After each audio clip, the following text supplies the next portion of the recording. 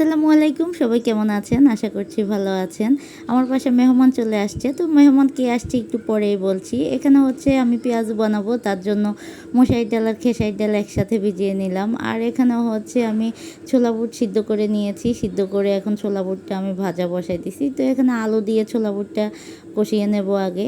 তো তার আগে বলে নিচ্ছি, এই ভিডিওটা হচ্ছে 27 তারিখের। তো আমি ভিডিওটা আপলোড দিতে অনেক দেরি হয়ে গেছে, কারণ আমার পেজে সমস্যা ছিল, তাই আমি ভিডিওটা আপলোড দিতে পারিনি। আরও কিছু ভিডিও আছে, সবগুলোই আস্তে আস্তে আপলোড দিয়ে দেবো। পেজের সমস্যার কারণে আপলোড দিতে পারছিলাম না এতদিন।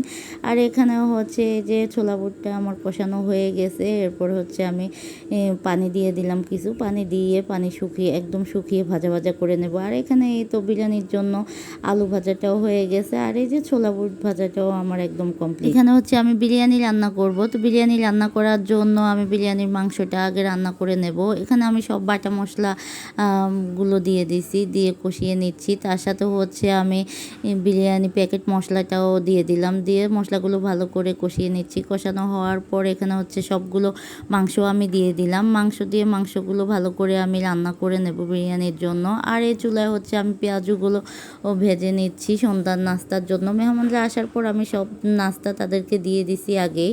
এগুলো হচ্ছে সন্ধ্যার নাস্তা রেডি করতেছি। সন্ধ্যার নাস্তা আমরা মুড়ি মাখা খাবো, তার জন্য এগুলো ভেজে নিচ্ছি।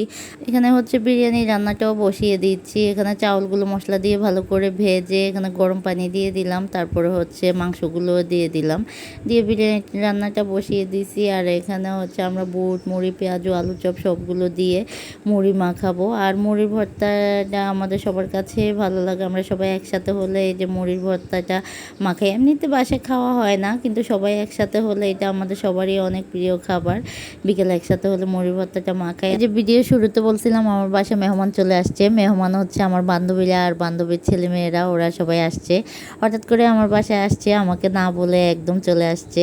আর এটা হচ্ছে আমার বান্ধবীর ছেলে ঈশাদ, ও অনেক মজা করতেছে, দুষ্টুমি করতেছে। আর আমার বান্ধবী ওইখানে রান্নাটা দেখছে হয়েছে কিনা বিরিয়ানিটা।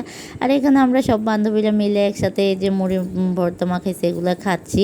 আর এই যে আমার জন্য আজকে একটা বিশেষ দিন ছিল। আমার বান্ধবীরা সবাই আসতে আমার জন্য কেক নিয়ে আসছে। আমার এই বিশেষ দিনে গিফট নিয়ে আসছে, ওরা আমাকে সারপ্রাইজ দিতে চলে আসছে।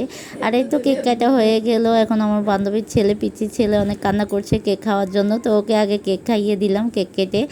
আর সবাইকে খাওয়াচ্ছি, সবাইও আমাকে কেক খাওয়াচ্ছে। যাক, অনেক মজা করলাম। মজা করা শেষে এখন হচ্ছে খাওয়া দাওয়ার পালা।